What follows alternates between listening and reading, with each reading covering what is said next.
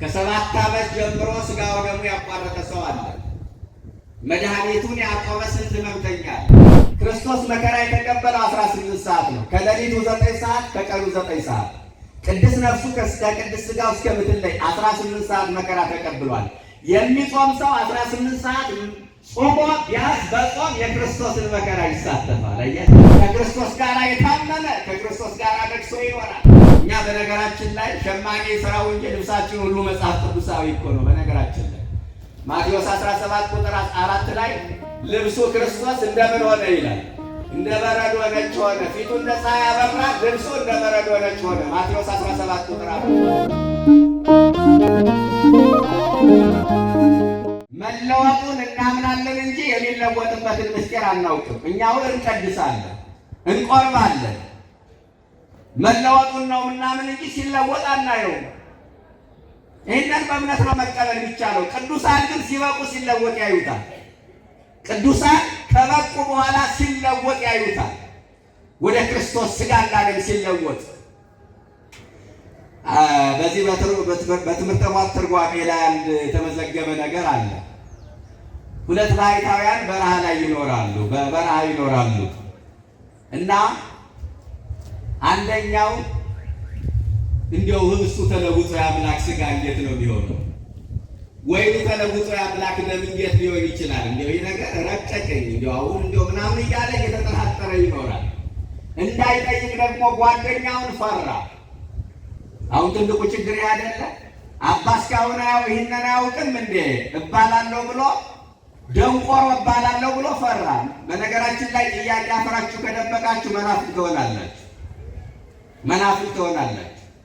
ስለዚህ ይጨነቃል። እንዳይጠይቅ ደግሞ እስካሁን እንዴት አያውቅም ብሎ ይታዘበኛል ብሎ አሰበና ጓደኛው የበቃ ስለነበረ ሊያውጣጣው ሊያናግረው ፈልጎ አንተዬ አለው። አቤት። እኔስ የሥጋ ወደሙ ነገር እየረቀቀብኝ ተቸገርኩ አለ። እንዴት ሲለው ህብስቱ ተለውጦ የአምላክ ሥጋ፣ ወይኑ ተለውጦ ይሄ የምናየው ወይ እንዴት ነው የአምላክ ደም የሚሆነው አለ። አረ ለእኔም ተቸግሮኛል፣ ግራ ገብቶኝ ነው እንጂ አለ። እና ምን እናድርግ? እስኪ ወደሚቀደስበት ቤተ ክርስቲያን ተያይዘን እንሄዳለን። ወደ ቤተ ክርስቲያን ሄዱ። ቅዳሴ ቆመው ሲያስቀድሱ ቄሱ ሀበነ ንበር በዘዚአከ መንፈስ ቅዱስ ሲል ክርስቶስ መንበሩ ላይ በሕፃን አምሳል መጥቶ አረፈ። በሕፃን አምሳል መጥቶ አረፈ እና ካህኑን በዚህ በኩል ፈትተኝ በዚህ በኩል ፈትተኝ እያለ አካሉን እያዞረ ሲሰጠው አየሁ። ያልበቃው ማለት ነው። የካህኑ 10 ጣቶች በክርስቶስ ደም ተነክረው አያቸው። ደንግጦ ወደቀ። የበቃው ጓደኛውን ወንድሜ እያየኸው ነው፣ ወንድሜ እያየኸው ነው የሆነውን ነገር ሲል አንተ ይኸው እኔማ ሳየው ኑር ያለው አንተ እንድታምን ነው እንጂ የመጣው እኔማ ዕድሜ ልኬን ሳየው ነው የኖርኳት።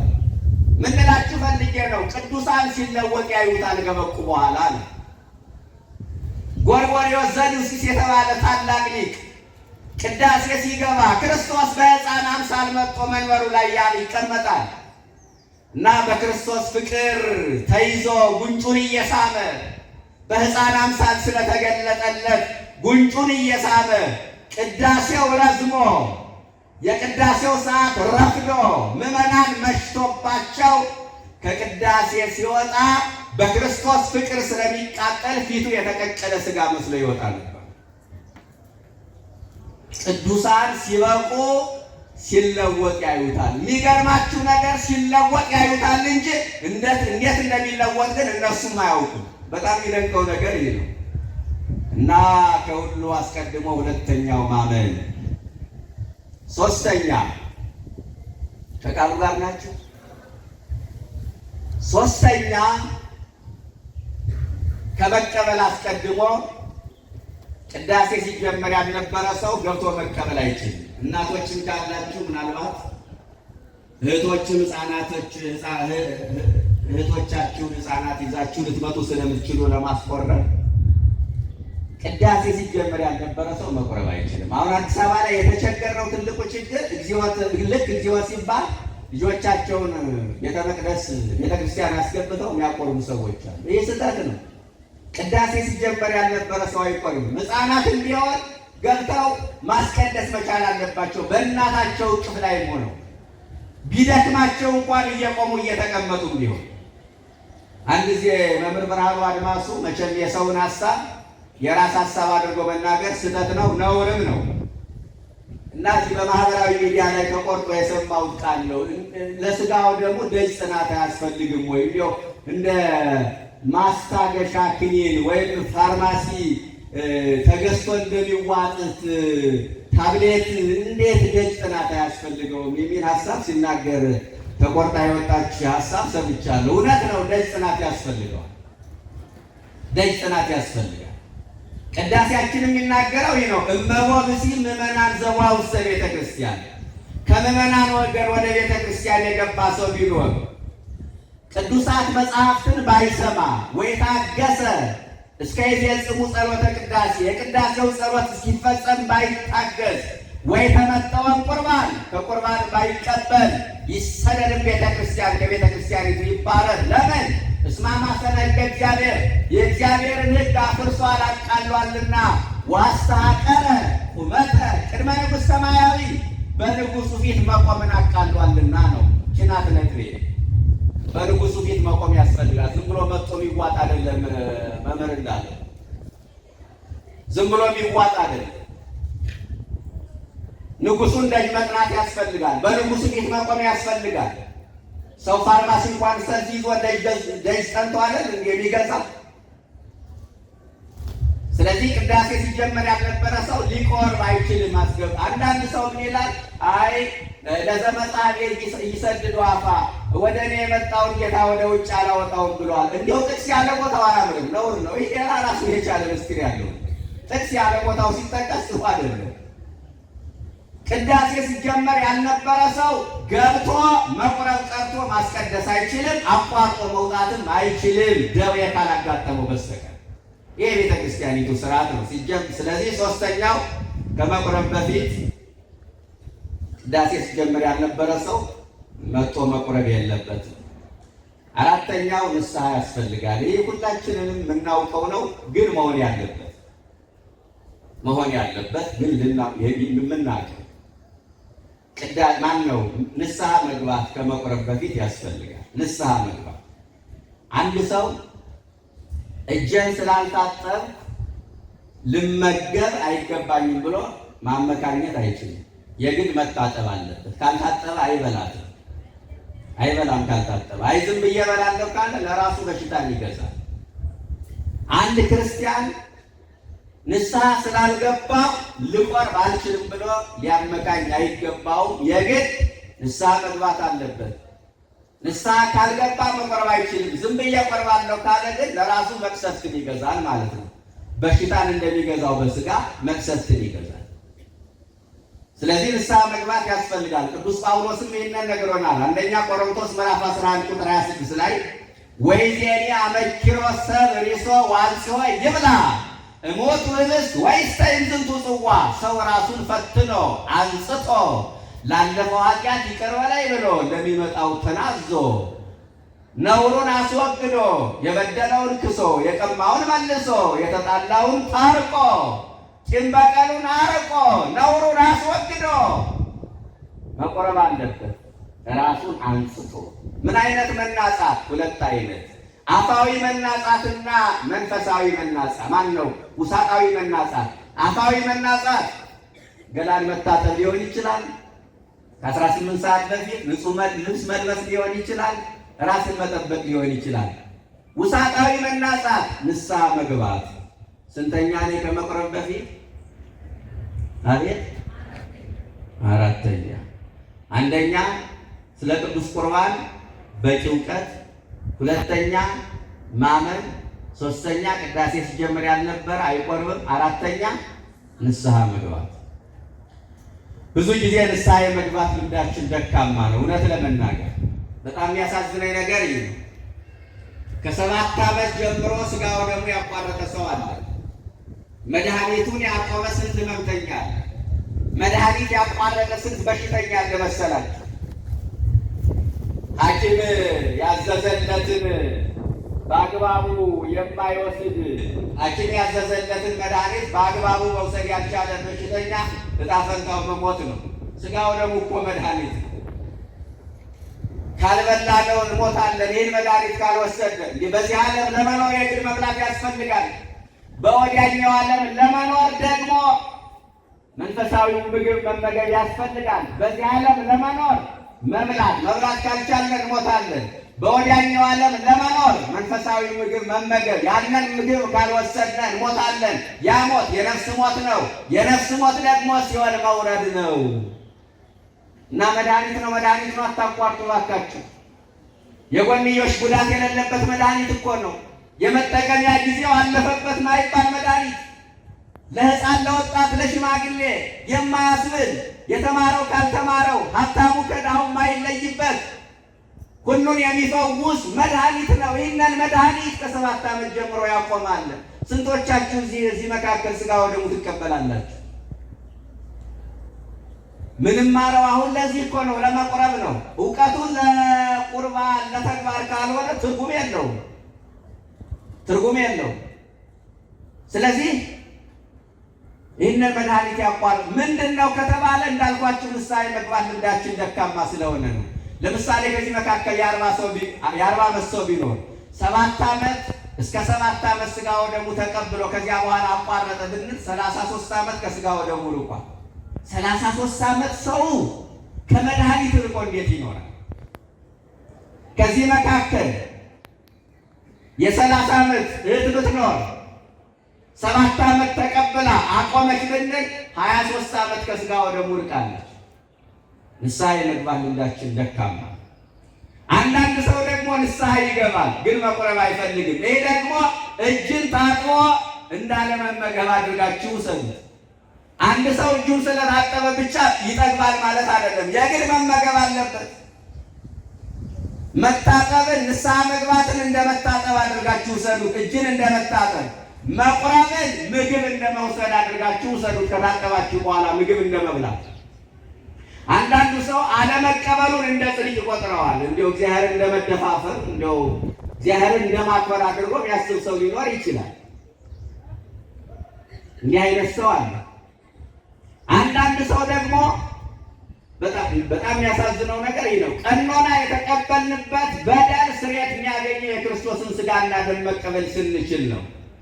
ስለዚህ ንስሐ ገብቶ መቁረብ። ብዙ ሰው ንስሐ ይገባል፣ ግን መቁረብ አይፈልግም።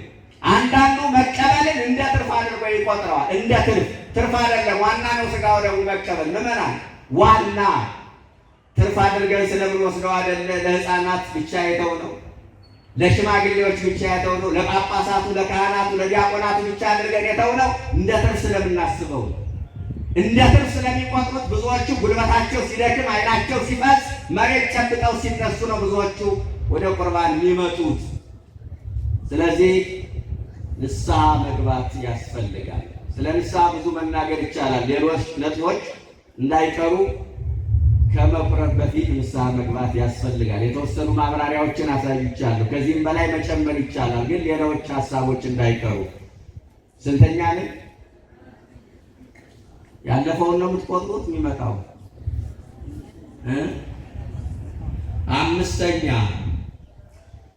አምስተኛ ከመቀበል አስቀድሞ 18 ሰዓት መጾም ያስፈልጋል። ስንት? 18 ሰዓት መጾም ያስፈልጋል። 18 ሰዓት መጾም። የኛ ቤተ ክርስቲያን እኮ ከሌሎች ቤተ እምነቶች የምትለየው ለዚህ ነው። በጣም የሚደንቀኝ ነው። የክርስቶስን መከራ በጾም ታስባለች። ክርስቶስ መከራ የተቀበለው 18 ሰዓት ነው። ከሌሊቱ 9 ሰዓት፣ ከቀኑ 9 ሰዓት። ቅድስት ነፍሱ ከቅድስት ሥጋው እስከምትለይ 18 ሰዓት መከራ ተቀብሏል። የሚጾም ሰው 18 ሰዓት ጾሞ ቢያንስ በጾም የክርስቶስን መከራ ይሳተፋል። አያችሁ፣ ሌላማ ምን አቅም አለን? የእሱን መከራ ለመሳተፍ ምን አቅም አለን? ቢያንስ በጾም እንኳን መከራውን ማሰብ አለብን። በመከራው ስንመስለው ደግሞ በክብር እንመስለዋለን። ወበከመ ራእይነ ሕማመ ንዔሪ ክብረ ምስሌሁ። በመከራ ከመሰልነው በክብር እንመስለዋለን ተብሎ ተጽፏል። የእኛ ቤተ ክርስቲያን ከሌሎች ቤተ እምነቶች የምትለየው የክርስቶስን መከራ ማሰብ በመቻሏል። አሁን አንዳንዶቻችሁ በክርስቶስ ስም የተቋቋሙ ብዙ የእምነት ድርጅቶች አሉ። ምን ለያየው? እንደ ማርያም ታማልዳለች አታማልድም፣ ሚካኤል ያማልዳል አያማልድም በሚል ብቻ ይመስላል። ከዛ አይዘለልን። እኛ ከሌሎች የምንለየው የክርስቶስ መከራ ተካፋዮችና ተሳታፊዎች ነን። እነሱ ጌታ አድኖኛል፣ ዋጋ ከፍሎልኛል፣ ዕዳዬ ተሰርዞልኛል፣ በደሌ ተደምስሷል ይላሉ። የመከራው ተሳታፊዎች ግን አይደሉም። ቢሞት ብዙዎቹ ዓርብን አብዝተው ይጠሉታል፣ እሑድን ግን ይደሰቱበታል። ዓርብን ይጠሏታል፣ በትንሣኤው ይደሰታሉ። በትንሣኤው ለመደሰት በዓርብ መከራ መካፈል ያስፈልጋል። ዘሐመ ምስለ ክርስቶስ ይነግስ ምስለ ክርስቶስ። ርቱዐ ሃይማኖት የተባለ ሊቅ ከክርስቶስ ጋር የታመነ ከክርስቶስ ጋር ነግሶ ይኖራል። ምን ማለት ነው ከክርስቶስ ጋር መታመን? ዛሬ በክርስትናው ምክንያት የሚታሰር ቀራንዮ ከክርስቶስ ጋር ታስሮ እንደዋለ ይቆጠራል። ዛሬ በክርስትናው ምክንያት የሚገረፍ ቀራንዮ ከክርስቶስ ጋር ሲገረፍ እንደዋለ ይቆጠርለታል።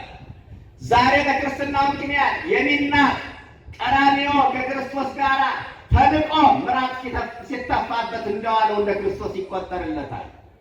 ዛሬ በክርስትናው ምክንያት መስቀል የሚሸከም ቀራንዮ ከክርስቶስ ጋር መስቀል ተሸክሞ እንደዋለ ይቆጠርለታል።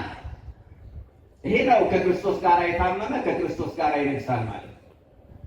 እያችሁ መስቀል መሸከም ማለት መስቀል በቀጥታ ተሸክሞ መሄድ አይደለም። የዓይን አምሮትን የሥጋ ፍላጎትን መተው ነው። ፍላጎትን ማሸነፍ፣ ራስን መግዛት፣ ምኞትን መቆጣጠር፣ ጣዖት የሆነብንን ነገር መተው፣ ይህ መስቀል መሸከም ነው። ዝሙት የሚያስቸግረው ሰው አንድ ቀን ታግሶ ከዋለ እሱ መስቀል ተሸክሟል። ውሸት የሚያስቸግረው ሰው ሳይዋሽ ከዋለ መስቀል ተሸክሟል። ሐሜት የሚያስቸግረው ሰው ለአንድ ቀን ቢሆን ሳያማ ከዋለ መስቀል ተሸክሟል። ስለዚህ የእኛ ቤተ ክርስቲያን ከሌሎች የምትለየው የመከራው ተካፋይ በመሆኗ ነው። 18 ሰዓት መከራውን አስበን እንቀበለዋለን። ምናልባት የታመሙ ካሉ ቤተ ክርስቲያን መፍትሄ ያላት ከንስሐ አባት ጋር መመካከር ነው። 18 ሰዓት የግድ መጾም አይጠበቅባቸው።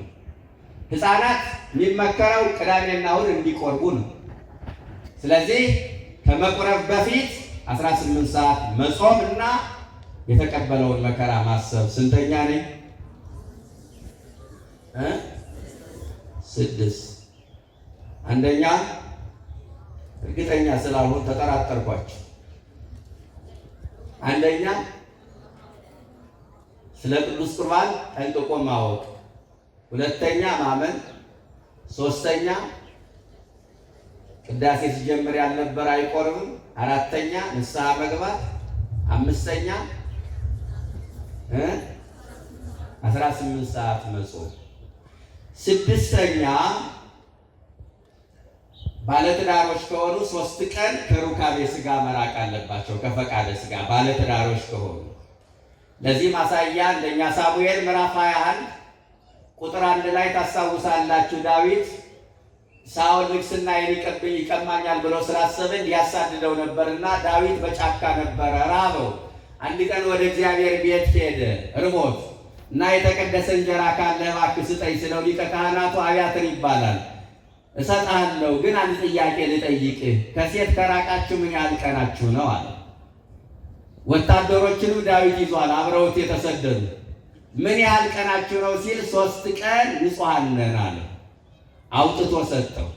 ዳዊት 3 ቀን ከሴት ንጹሕ ከሴት ርቆ ያንን የተቀደሰ እስከበላ ያኮ የሥጋ ወደሙ ምሳሌ ነው። አማናዊውን ቅዱስ ሥጋና ክቡር ደሙ የተቀበለማ 3 ቀን ከሩካቤ ሥጋ ከፈቃደ ሥጋ መራቅ አለበት። ከመቁረብ በፊት 3 ቀን፣ ከቆረቡ በኋላ 2 ቀን፣ 5 ማለት ነው።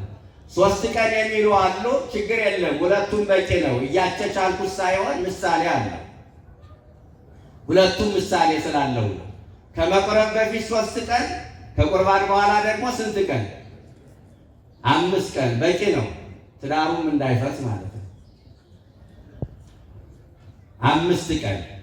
ስለዚህ ከመቁረብ በፊት 6ኛው ይሁን። 7ኛው ህልመ ሌሊት የመታው ሰው በዕለቱ አይቆርብም። ዝንየት የምንለው ማለት ነው፣ ያለ ማብራሪያ። 8ኛ ከመቁረብ በፊት ይህ ሁላችሁም ተግባራዊ የምታደርጉት የምታውቁት ነው፣ ንጹሕ ልብስ ነው። ትንሽ መጽሐፍ ቅዱሳዊ ቅርጽ ለመስጠት ካልሆነ በስተቀር ንጹሕ ልብስ መልበስ። ኦሪት ዘፍጥረት ምዕራፍ 35 ቁጥር 2 ላይ ያዕቆብን ታስታውሳላችሁ። እግዚአብሔር ምን አለ? ወደ ቤቴል ከመውጣቱ በፊት እንግዶች አማልክትን አስወግዱ፣ ንጹሐን ሁኑ፣ ልብሳችሁን ለውጡ አለ። ልብስን ለውጦ መቁረብ ያስፈልጋል። ልብስን ለውጦ በሥራ ልብስ መቁረብ አይቻልም። እፎ ቦይታ አርክነ ዘይለበስከ ልብሰ መራገል የሚለው ማቴዎስ 22 ቁጥር 12 ላይ ወዳጄ የሰርግ ልብስ ሳትለብስ ለምን ገባ? የሰርግ ልብስ ከሌላው ልብስ ይለያል። ሰው ሰርግ ቤት ሲሄድ የሚለብሰው ዝም ብሎ ተራ ነገር ለብሶ አይሄድም። የሰርግ ልብስ ለብሰው ይሄዳል። አማናዊቷ ሰርግ ቤት ቅዱስ ቤተ ክርስቲያን ነች። ስጋው ቅዱስ ስጋው ክቡር ደሙ የሚቆረስባት ደሙ የሚቀዳባት ወደ ሰርግ ቤት ሲመጣ ንጹሕ ልብስ መልበስ ያስፈልጋል። ነጭ ልብስ። እኛ በነገራችን ላይ ሸማኔ ስራው እንጂ ልብሳችን ሁሉ መጽሐፍ ቅዱሳዊ እኮ ነው። በነገራችን ላይ ማቴዎስ 17 ቁጥር 4 ላይ ልብሱ ክርስቶስ እንደምን ሆነ ይላል? እንደ በረዶ ነጭ ሆነ። ፊቱ እንደ ፀሐይ አበራ፣ ልብሱ እንደ በረዶ ነጭ ሆነ። ማቴዎስ 17 ቁጥር 4። ነጭ ልብስ ስንለብስ ክርስቶስን እናስባለን። ነጭ ልብስ ስንለብስ ዜግነታችን ሰማያዊ መሆኑን እናረጋግጣለን። ነጭ ልብስ ስንለብስ መላእክትን እናስባለን። በትንሣኤው ነጭ ልብስ ለብሰው ታይተዋልና። ከመቁረብ በፊት ስንት ነገር አየ። ምን ነው ደከማችሁ? ግድ ነው መጨረስ አለብን። ቢደክማችሁም ኮርስ አይደለም። ስንት ነገር አየን? 8 ነገር ግሩ። በመቁረብ ጊዜ ድርገት ወረዱ ሲባል ትሰማላችሁ። አሁን እኔ ይሄ ስጋ ወደሙ ምሳሌ ምናምን በብሉይ ኪዳን ያሉት እሱን አይደለም። እሱን በነገራችን ላይ ምስጢረ ቁርባን በተከታታይ እንማርካለን። ብዙ ቀን ያቆየናል። እኔ አሁን ጠቅለል አድርገን ቅድመ ቁርባን፣ ጊዜ ቁርባን፣ ድረ ቁርባን ተግባር ላይ ማተኮር፣ ከመቁረብ በፊት፣ በመቁረብ ጊዜ፣ ከቁርባን በኋላ። ቁርባን ማለት ምን ማለት ነው? ወሳኝ የሚባሉ ነገሮችን ነው አንስቼ እያሳየሁ ያለሁት። ጊዜ ቁርባን በመቁረብ ጊዜ ድርገት ወረዱ ሲባል ትሰማላችሁ። ድርገት ወረዱ ማለት ካህናት አንድ ሆነው ሥጋ ወደሙ ተቀብለው ሌላውን ሊያቀብሉ ወረዱ ማለት ነው። ደርገ አንድ ሆነ ይላል። ድርገት ማለት አንድነት ማለት ነው። እና ያን ጊዜ ካህናት ሥጋ ወደሙ ሥጋ አምላክን ይዘው ሲወርዱ ምን እናደርጋለን? እኛ እጅ እንነሳለን። የሚቆርቡትም አይቆርቡትም እጅ እንነሳለን። ለምን? ማቴዎስ 28 ቁጥር 7 ጌታ ሞትን ድል አድርጎ ተነሳና ገሊላ ሲሄድ ሴቶቹ ደግሞ መንገድ ላይ ያገኙት። ወተራከቦን ጊዜ በፍኖት ጌታ በመንገድ አገኛቸው። ጌታን በመንገድ አገኙት። ወሀዛ ገሬ ወሰገድ አሎቱ እግሩን ይዘው ሰገዱለት። ያንን ለማስታወስ ሥጋ ወደሙ ድርገት ሲወርዱ ሥጋ አምላክ ከመንበረ ክብር ወደ ቅድስቱ ሲወርድ እጅ እንነሳለን። ሴቶቹ ለጌታ ሰግደዋልና። ሁለተኛ በቁርባን ጊዜ ቅዱስ ሥሉስን እያንዳንዱ ሰው መድገም አለበት። የሚቆርብ ሰው ማለት ነው። እያንዳንዱ ሰው ስላችሁ የሚቆርበው ሰው ቅዱስ ሥሉስን መድገም ያስፈልጋል። ቅዱስ ሥሉስ ዘይትነገር ሀበኒ ከመ እንሣ ለሕይወት ዘንተ ሥጋ ወደመ ዘእንበለ ኩነኔ ሀበኒ እግበር ፍሬ ዘያሰምረከ ከመ አስተሪ በስብሐቲከ ወሕየው ለከ እንዘ ገብር ፈቃድ ዘዚአከ ፈቃደ በታምኖ ጽዋዕከ አበ ወፄው መንግሥተከ ይትቀደስ እግዚኦ ስምከ በላዕሌነ እስመ ኃያል አንተ እኩት ወስቡሕ ወለከ ስብሐት ለዓለመ ዓለም። የቻለ በቃሉ ያልቻለ በመጽሐፍ የቻለ በግዕዝ ያልቻለ በአማርኛ ግዴታ ነው። ካህናቱ ቅዱስ ሥሉስን በዜማ ስለሚሉልን እኛን ወክለው እንጂ እያንዳንዱ ክርስቲያን ይህንን የማለት ግዴታ አለበት። በለሆሳስ በሕሊና ይህንን ደግሞ ነው መቁረብ ያለበት በቁርባን ጊዜ። ሦስተኛው በቁርባን ጊዜ ሥጋውን ስንቀበል አንድ ጊዜ አሜን እንላለን። ደሙን ስንቀበል 2 ጊዜ አሜን እንላለን። አሜን። ሥጋውን ስንቀበል ስንት ጊዜ? አንድ ጊዜ። ደሙን ስንቀበል 2 ጊዜ።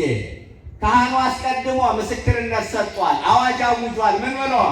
አምን አምን አምን ወታመን እስከ ዳሪት እስትንፋስ ከመ ዝንቱ ውእቱ ሥጋው ለእግዚእነ አምላክነ ወመድኃኒነ ኢየሱስ ክርስቶስ ዘነሳም ዘተኩልነ ቅድስት ድንግል ይላል። ቅድስት ድንግል ከምትሆን ከእመቤታችን የነሳው ሥጋ የክርስቶስ ሥጋ ይህ ነው፣ የክርስቶስ ደም ይህ ነው። እስከ መጨረሻው አቅታ አምናለሁ እታመናለሁ ይላል ካህኑ። ያንን እኛ አሜን አሜን ብለን ምስክርነቱን እናጸድቃለን። አያችሁ፣ ካህኑ አስቀድሞ ምን ብሏል? አውጇል፣ አምናለሁ ብሏል። የካህኑን አዋጅ እኛ ደግሞ ስንቀበል አሜን እውነት ነው ብለን እናረጋግጣለን። ስለዚህ ሥጋውን ስንቀበል አንድ ጊዜ አሜን እንላለን። ደሙን ስንቀበል ሁለት ጊዜ። ለምን ደሙን ስንቀበል ሁለት ጊዜ አሜን እንላለን ካላችሁ ጌታችን ኢየሱስ ክርስቶስ ከመሞቱ በፊት ጎኑን በጦር ሲወጉት፣ የሾህ አክሊል ሲደፉበት፣ በችንካር ሲመቱት፣ በጥፊ ሲመቱት፣ ሲገርፉት ደሙ ፈሷል። ከሞተ በኋላስ ለኢሮስ የተባለ ወታደር መጥቶ ጎኑን በጦር ወጋው፣ ደም ፈሰሰ። ሰው ከሞተ በኋላ ይህ ባልተለመደ ሁኔታ ነው። ሰው ከሞተ በኋላ ደም አይወጣውም። በነገራችን ላይ የደም ዝውውሩ ስለሚያቆም ማለት ነው። እሱ ግን መለኮትን ስለተዋሃደ ትኩስ ደም ፈሰሰ። ትኩስ ውሃ፣ ትኩስ ደም ፈሰሰ እና ሁለት ጊዜ ደሙ ስለፈሰሰ ከመሞቱ በፊትና ከመሞቱ በኋላ ደሙ ስለፈሰሰ ደሙን ስንቀበል ስንት ጊዜ? ሁለት ጊዜ አሜን እንላለን። በመቁረብ ጊዜ ስንት ነገር አየ? ኧረ እንደው እባካችሁ ደከማችሁ። ጥሩ ካልደከማችሁ ንገሩኝ። ስንት ጊዜ? 3 ከመቁረብ በፊት ማነው? በመቁረብ ጊዜ። ሌላው በቁርባን ጊዜ ቅደም ተከተል ነው። መጀመሪያ ወንዶች ይቀበላሉ፣ የ40 ቀን ሕፃናት። ከዛ እንደየእድሜያቸው የ3 ወር፣ የ4 ወር፣ የ5 ወር፣ የ6 ወር፣ የ1 ዓመት፣ የ2 ዓመት እስከ 7 ዓመት እንደየእድሜያቸው ይቀበላሉ። ከ7 ዓመት በኋላ በድንግልና ኑረው የመነኮሱ ወንዶች ካሉ ይቀበላሉ። ከዛ በድንግልና የኖሩ ይቀበላሉ። ከዛ በሕግ ኑረው የመነኮሱ በትዳር ኑረው ይቀበላሉ። ከዛ በንስሐ ኑረው የተመለሱ በንስሐ የተመለሱ ግን የመነኮሱ ይቀበላሉ። በመጨረሻ ሕጋውያን በተክሊልም ሆነ በቁርባን የተጋቡ ሕጋውያኑ ይቆርባሉ በወንዶች። የሴቱንም ይህንን ቅደም ተከተል ነው ባጭሩ የሚጠብቀው ማለት ነው። ይህን ጠብቆ ይሄዳል። ሌላው በቁርባን ጊዜ ወይኩን ተመጣዊ ቁርባን ሩቃ ወምስቁለት የሚቀበል ሰው ካህን ከሆነ መጠምጠሚያውን ይፍታው። ነገሥታት ከሆኑ ድሮ ነገሥታት ስለሚቀበሉ ዘውዳቸውን ያውርዱ። ሴቶች ከሆኑ ክንንባቸውን ያውርዱ። ብዙ ጊዜ ተከናንባችሁ ነው የምትቀበሉት። ያከበርን መስሏችሁ ነው፣ ግን ስርዓት አይደለም። ክንብምን አውርዶ ነው መቀበል የሚገባው። ለጥንቃቄ ከሆነ ምናልባት እህቶቻችን ፀጉራችሁን ስለምታሳድጉ ለጥንቃቄ ከሆነ ይሄ ምንድን ነው ሰሳ ያለ በጣም የሳሳ ታውቁታላችሁ፣ ሻሻ ስሮ መቀበል ነው። ክንንብን አውርዶ መቀበል ያስፈልጋል። በቁርባን ጊዜ ይሄ ነው። ደረቅ ቁርባን ከቁርባን በኋላ ደረቅ ቁርባን ታጥቦ አይዳዋይጋ እጅና እግርን መታጠብ አይገባም። ምንን አልኳችሁ? እጅና እግርን መታጠብ አይገባም። ወታርቆ ልብስ ከልብስ መራቆት በዕለቱ አይገባም። በዕለቱ ሳይሆን ሲጀመር ክርስቲያን ከልብስ አይራቆት። ከልብስ መራቆት መለኮት ተለየው ያስብላልና። ከቁርባን በኋላ ስግደት አይገባም። ስግደት የመንግሥተ ሰማይ ምሳሌ ነው።